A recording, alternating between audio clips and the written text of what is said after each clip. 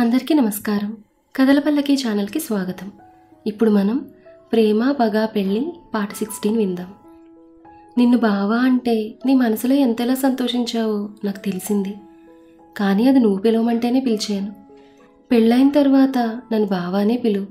నాకు మరదళ్ళు కూడా లేరు. నువ్వేనా మరదలు అనుకుంటానన్న విషయం మర్చిపోయావు నువ్వు. నీ మనసులో ఉన్న బాధ ఏంటో తెలుసుకుంటాను బుడ్డు అని మనసులో అనుకుంది ఆనంది. అత్తగారు భోజనాన్ని పిలవడం గుర్తొచ్చి వెంటనే ఆనంది కూడా కిందకు వెళ్ళింది. మామగారు కూడా రావడంతో అందరూ కలిసి మాట్లాడుకుంటూ భోజనం చేశారు. లాలస మాత్రం కోపంగా తినేసి వెళ్ళిపోయింది. భారతి, లాలస కోపం తగ్గలేదా అని అడిగారు సతీష్ గారు.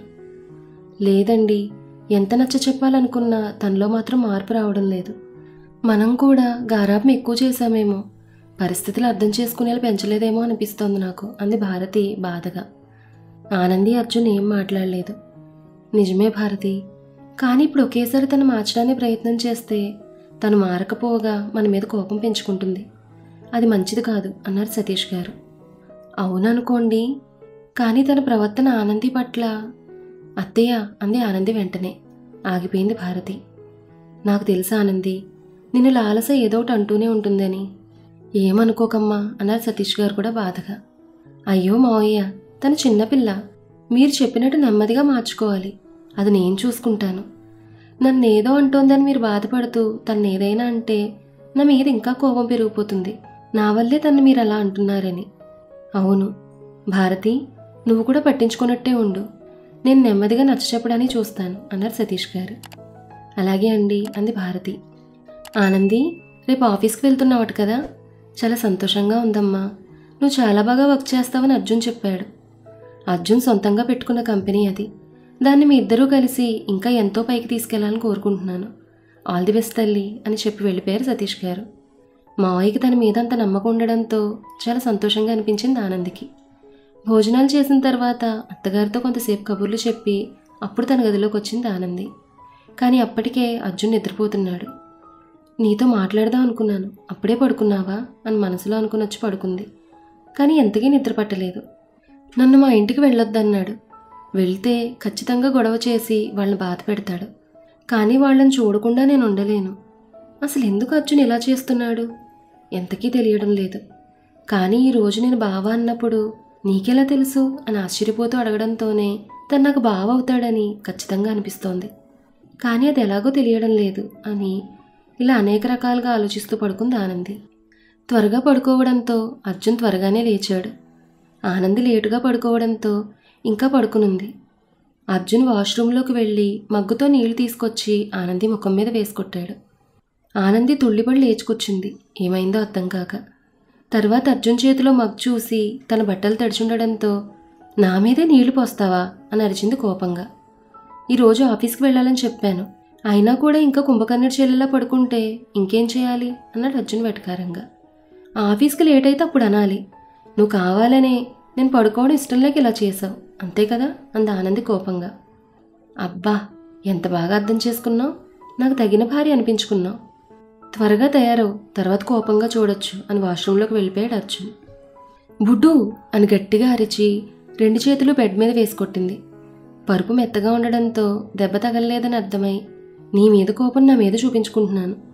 ఆగు, నీ పని చెప్తాను అని మనసులో అనుకుని తను వేసుకోవడానికి పెట్టుకున్న షర్ట్ బటన్స్ 2 పీకి ఇప్పుడు ఇంకో డ్రెస్ తీసుకో అని అనుకుని తన బట్టలు తీసుకుని అర్జున్ కోసం చూస్తోంది ఆనంది.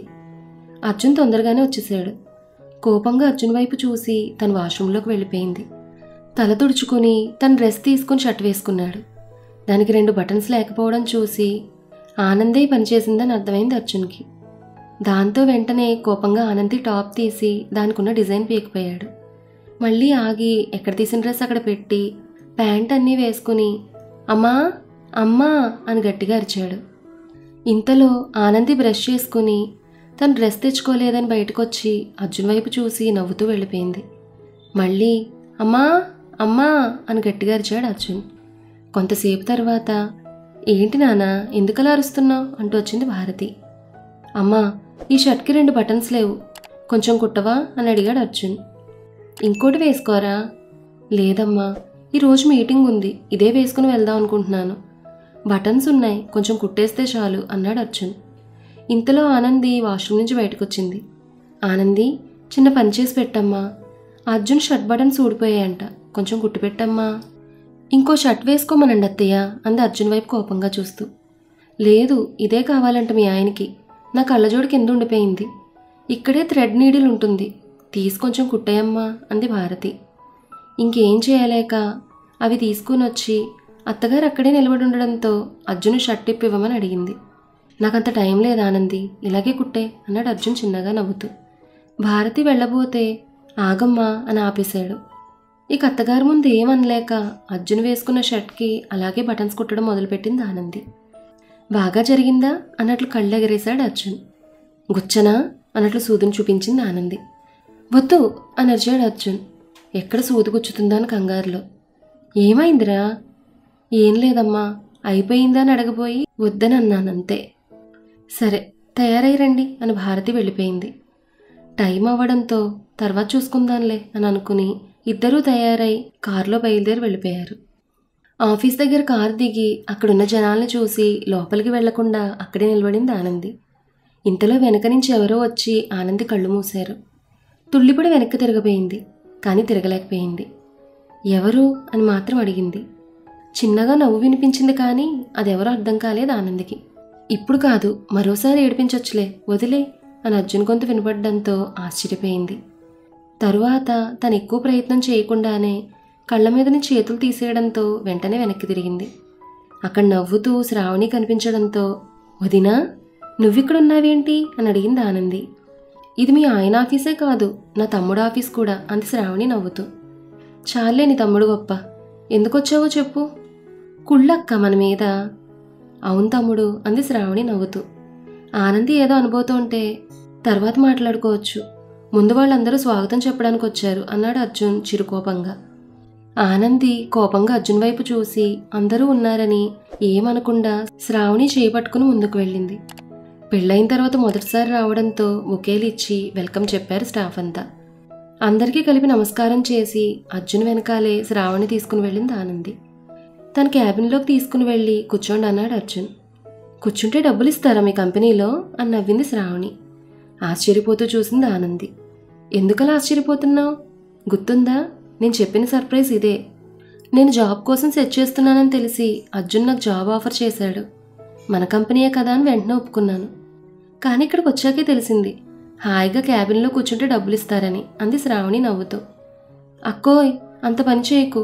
నీ తమ్ముడు ఏదో చిన్న కంపెనీ పెట్టుకుని తన పొట్ట పోషించుకుంటున్నాడు, అంతేకాని కూర్చోబెట్టి జీతాలు ఇచ్చేంత స్తోమత నాకు లేదు అన్నాడు అర్జున్ నీరసంగా ముఖం పెట్టి.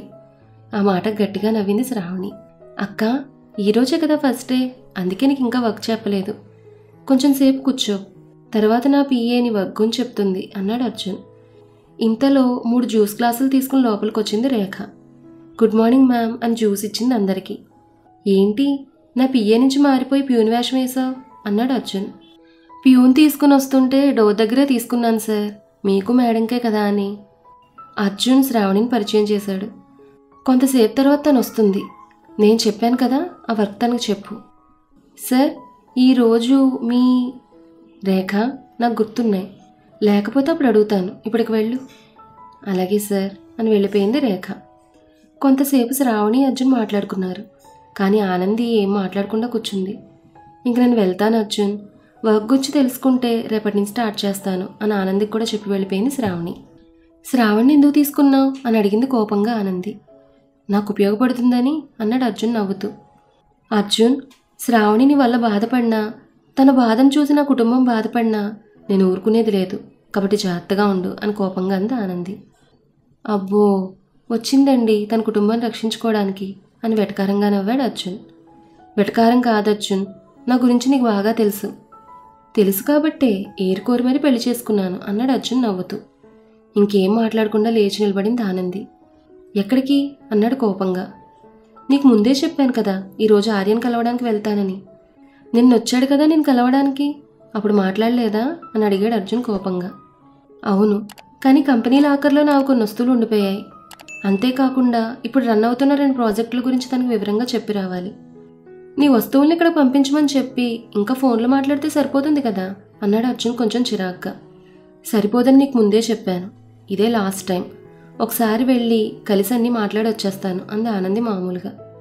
సరే వెళ్ళు, ఎంత త్వరగా అయితే అంత త్వరగా రా, లేకపోతే నేనే రావాల్సి వస్తుంది అక్కడికి.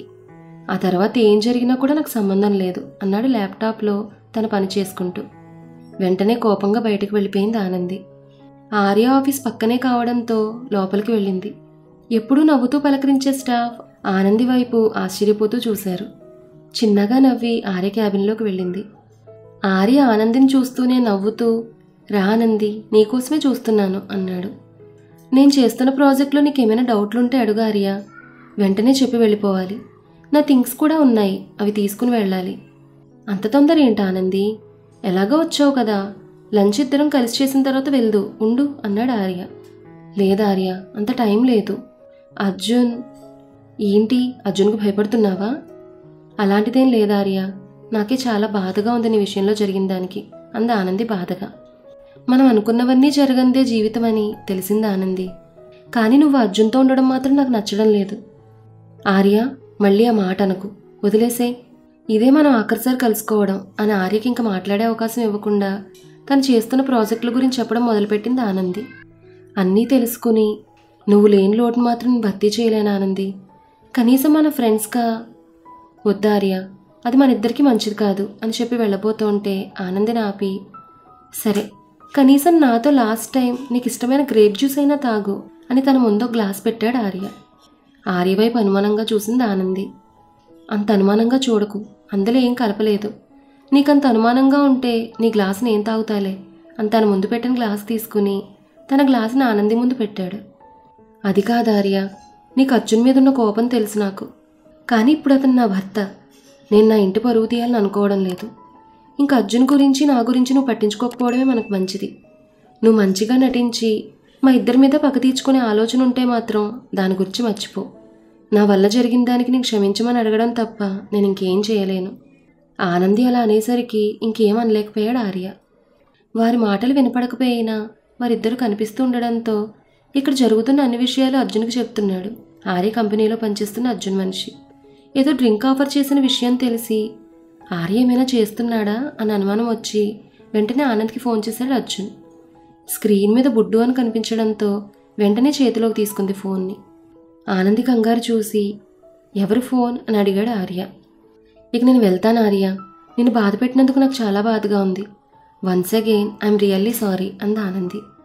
ఇట్స్ ఓకే, నువ్వు కావాలని చేయలేదు కదా, అంతా అర్జున్ వల్ల జరిగింది అని అంటూ ఆనంది తన వైపే చూస్తుండడంతో, లీవ్ ఇట్ ఆనంది, కనీసం జ్యూస్ కూడా తాగలేదు అన్నాడు ఆర్య ముఖం బాధగా పెట్టి.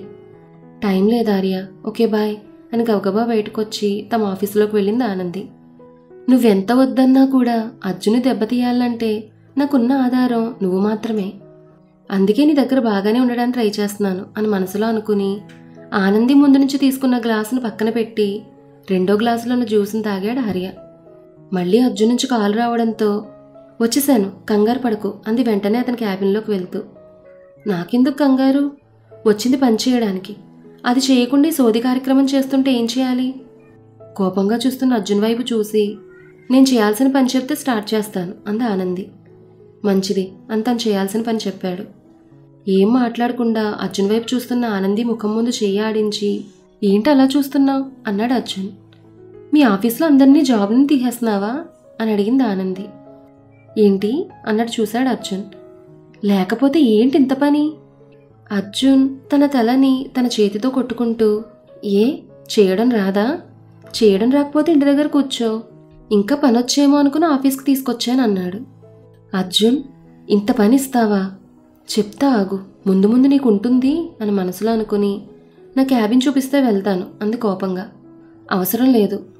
ఏంటి, ఎక్కడికి వెళ్లాల్సిన అవసరం లేదని అంటున్నాను. మరి పని ఎక్కడ కూర్చుని చేయాలి? ఇక్కడే. ఏంటి, నీ ఎదురుగానా? ఏ కూర్చోవా? ఏం మాట్లాడకుండా అర్జున్ సీట్లో కూర్చుని, నాకు ఈ సీటు బాగుంది, ఇక తమరు తమ పని చేసుకుంటే మీరు నాకు ఇచ్చిన పని నేను మొదలు పెడతాను అంది ఆనంది. నిన్ను, ముందు నా సీట్లో నుంచి లేగు అని అర్జున్ అంటూ ఉండగా డోర్ తెరుచుకుంది. ఒక చిన్న టేబుల్, చైర్, ఒక సిస్టమ్ ప్యూన్ తీసుకొచ్చి పెట్టి వెళ్ళాక ల్యాప్టాప్ ఒకటి పట్టుకుని లోపలికి వచ్చి ఆనందికిచ్చి చిన్నగా నవ్వెళ్ళిపోయింది రేఖ. రేఖ వెళ్ళాక, ఇప్పుడు నీకు నీ సీట్ కనిపిస్తుంది కదా, లెగు అన్నాడు అర్జున్ కోపంగా. ఆనంది సీటు వెనక్కి జారబడి 2 చేతులు వెనక్కి పెట్టి ఒళ్ళు విరుచుకుంటూ, ఈ సీటు బాగుంది బుడ్డు అంది ఆనంది కొంచెం కైపుగా చూస్తూ. అలా చెయ్యకే, నేను నిజంగానే కంట్రోల్ తప్పేలా ఉన్నాను. నీ కుటుంబాన్ని ఏడిపించాలనే ఆశయం నా చేతులతో నేనే గంగలో కలిపేలా చేసేటట్టున్నావు నువ్వు అని మనసులో అనుకున్నాడు Arjun. Tom and Jerry fight మొదలవబోతోందా?